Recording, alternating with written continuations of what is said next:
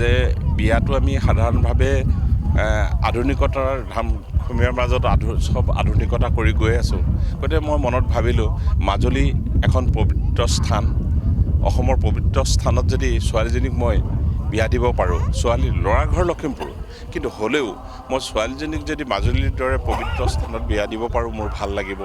আৰু মই দ্বিতীয়তে ভাবিলোঁ যে আমি কিয় জাহাজত কৰিব নোৱাৰোঁ, মাজুলীত ইমান ডাঙৰ ডাঙৰ জাহাজ দিছে, গতিকে জাহাজত যদি বিয়াখন কৰোঁ, ৰাইজক লৈ যদি ব্ৰহ্মপুত্ৰৰ মাজত পাতিব পাৰোঁ ভাল লাগিব।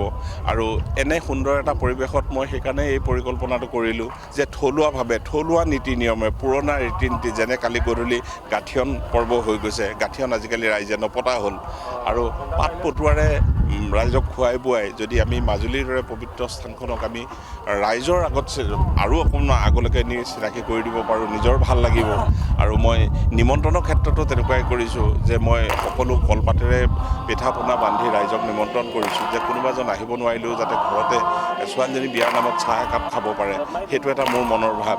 আৰু মাজুলীলৈ আহি মই এই শালমৰাত বিয়াখনৰ আয়োজন কৰি মই যি অনুভৱ লৈছোঁ, ইয়াত মই নিজেই আচলতে কেইবাবাৰো মোৰ চকু পানী ওলাইছে। এইটো কাৰণেই ইয়াৰ কাক অনিমন্ত্ৰিতভাৱেই ইয়াৰ যিখিনি থলুৱা ৰাইজ, কালি এইখিনিতে এভাগ নামঘৰত মাতি নি ছোৱালীজনীক সেৱা কৰাইছে, 120জন ভকতে তাত আশীৰ্বাদ দিছে। এই পৰিৱেশ বেলেগত পোৱা নাযায়। ভকত বিচাৰি য'ত হাহাকাৰ কৰে এতিয়া, মানুহে ভাড়া দি ভকত আনে, পইচা দি ভকত আনে, তেনেস্থলত মাজুলীৰ ৰাইজৰ যিখিনি আগ্ৰহ দেখিছোঁ, আৰু এনেকৈ যদি কোনোবাও আগবাঢ়ি আহে কেতিয়াবা যে মাজুলীত বিয়াখন কৰিম, মাজুলীত আমি জাহাজত কৰিম বা কোনোবা এটা চাপৰিত কৰিম, এই পৰিৱেশ অসমত পাবলৈ নাই। ভাগ্যই মোক টানি আনিছে, ভগৱন্তৰ বাসুদেৱে টানি আনিছে বুলি মই বিশ্বাস কৰোঁ। আৰু মই সুখী যে মাজুলীত বিয়াখন কৰি পাতিবলৈ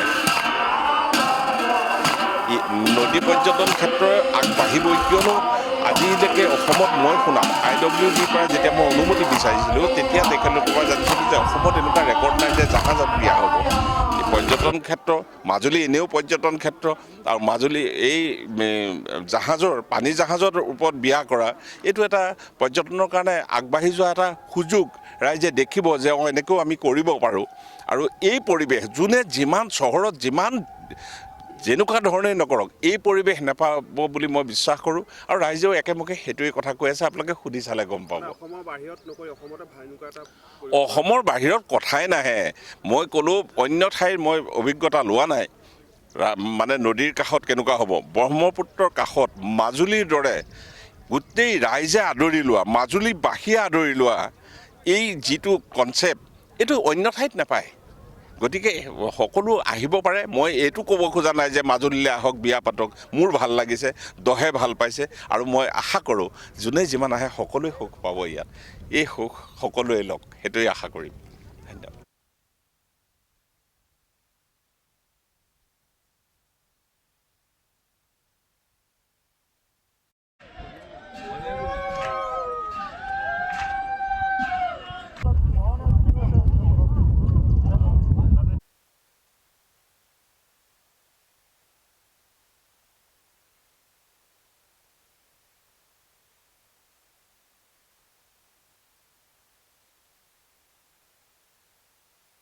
সুন্দৰ, ভাল লাগিলে।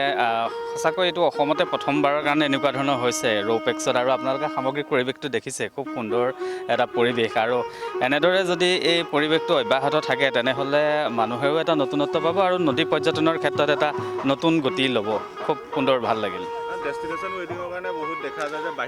বাহিৰলৈ যায়, উদয়পুৰ যায় বা ক'ৰবাত যায়। আমাৰ অসমতে খুব সুন্দৰ সুন্দৰ ঠাই আছে, আৰু যদি আমি তাক বিচাৰিব জানো, আৰু গোবিন্দ বৰদলৈদেৱে বিচাৰিব জানিছে, আৰু সেইবাবে খুব ধুনীয়া ভাগ অনুষ্ঠান হৈছে। আৰু এনেদৰে আমিও যদি সকলোৱে ডেষ্টিনেশ্যনৰ বাবে বাহিৰত যোৱাতকৈ ইয়াত আহোঁ, তেনেহ'লে এদিন হয়তো বাহিৰৰ পৰাও মানুহ ইয়ালৈ আহিব, আৰু সেইখিনি আমি প্ৰথমেই নিজেই আমি দেখুৱাব লাগিব, তেতিয়াহে আনে দেখিব। আগবঢ়াই দিছে হয়। নদী পৰ্যটনো আগবঢ়াই দিব পাৰে আচলতে বিয়াখনত দেখা গৈছে চব থলুৱা বস্তু ব্যৱহাৰ কৰা হৈছে আচলতে হয়। মাটিৰ কলপচলাৰ পৰা আদি কৰি চব থলুৱা বস্তু ব্যৱহাৰ কৰিছে খুব সুন্দৰ চাহ খাবলৈও যিদৰে মাটিৰ কাপ ব্যৱহাৰ কৰিছে ঠিক সেইদৰে আহাৰৰ লগতো আপোনাৰ মাটিৰ গিলাচেই দিছে আৰু এইখিনিয়ে নিশ্চয় চাগে যিসকলে সেই শিল্পটোৰ সৈতে জড়িত তেওঁলোকেও এটা খুব সুন্দৰ তেওঁলোকৰ বাবে এটা ভাল কাম হৈছে আৰু এনেকৈ যদি প্ৰতিখন বিয়াতে যদি সকলোৱে কাম কৰে তেনেহ'লে আমাৰ এই উদ্যোগটো আমাৰ ধৰক বহুতখিনি আৰু আগবাঢ়ি যাব হয় ঠিক